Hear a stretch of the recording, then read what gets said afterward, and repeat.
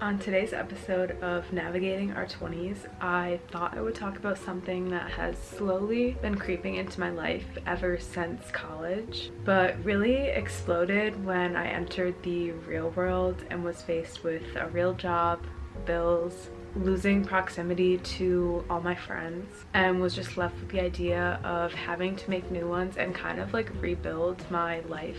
And that little creep that has been coming into my life is called anxiety. I realized that in the past couple years, anxiety has sort of become this buzzword to use when you feel literally any single type of struggle or discomfort. And for me, in that context, I think it's just better known as being pissed off. But the anxiety that I'm talking about today is the one that makes you physically feel your heart pound out of your chest, your stomach twist in knots, and the kind that causes your head to hurt and maybe even spin. The latter is how my anxiety decided to show up in my life. I feel this overwhelming dizziness, almost to the point of being lightheaded. My world literally starts to disorient, and I basically cannot even see straight for like a period of time. It started to become an overwhelming issue for me when I could barely cross the street straight because my head would just be so overwhelmed with this dizziness. So with that being said, I wanted to talk about some of the things that help me. I think one of the reasons why there is this uptick in anxiety is due to the fact that we are constantly connected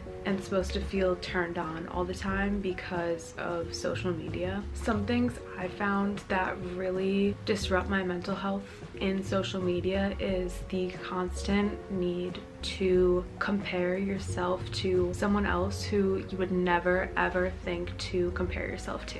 This constant comparison can make you feel like you're not doing enough, you're not working hard enough, you're not skinny enough, you're not traveling enough, you don't have enough friends. Literally whatever it is, I'm sure you can find something to pin on yourself to say that you are not enough, which is not true, but it's just the way that social media makes us feel because it is geared towards consumerism, and they want you to feel that lack so that you buy more products, buy into a certain lifestyle, think you need to go to these expensive Pilates studios or buy these courses in order to up-level your life. In the Substack article, Dump Your Matcha and Have a Cigarette, Bitch, she writes that the industry preys on our securities by feeling the pressure to indulge and buy all of these supplements, detox programs, and rigid diets in order to become that girl. We take on just another form of stress. So social media is designed to make you feel lack just so you can buy into these products.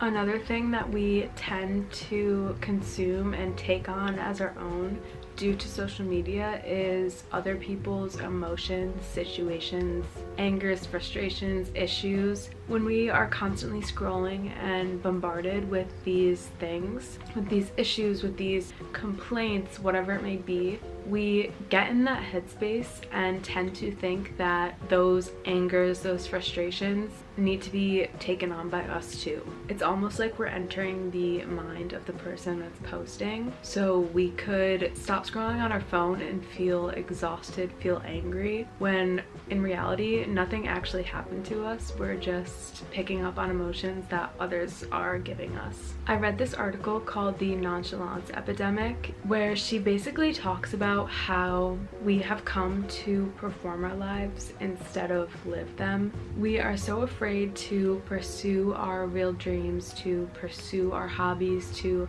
be vulnerable with the people around us, because nothing in these days is above being made fun of, is above being a joke. So we feel the need to tone down all those aspects of ourselves, or follow up our love for a certain hobby or our goals for the future with a self-deprecating comment to ease the truth behind what we're saying. And I think this can cause a lot of anxiety in people because they're losing touch with themselves. They don't feel comfortable doing things that they enjoy. They just do things to give an outward appearance of fitting in and success, but they don't feel happy inside, which leads to my next point, why I think anxiety has kind of risen, and that's because we have a loss of these personal, intimate relationships. When you are constantly guarded, you tend to just curate surface level friendships where you can't really talk about your emotions, your issues,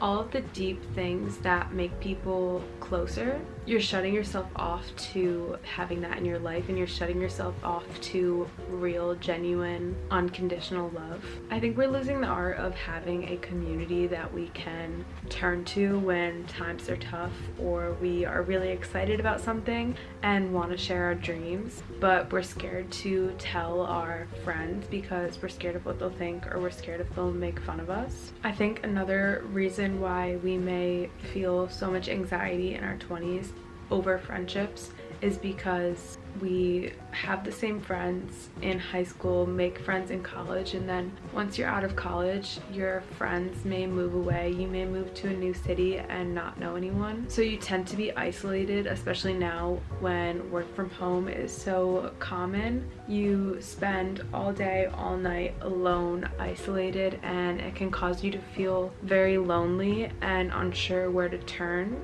So your emotions kind of build up with no release. I have a list of things that work for me when I am really intensely struggling with anxiety or just need a daily release in my life. The way I look at cures for anxiety is through the more woo-woo, if you will, natural type of path.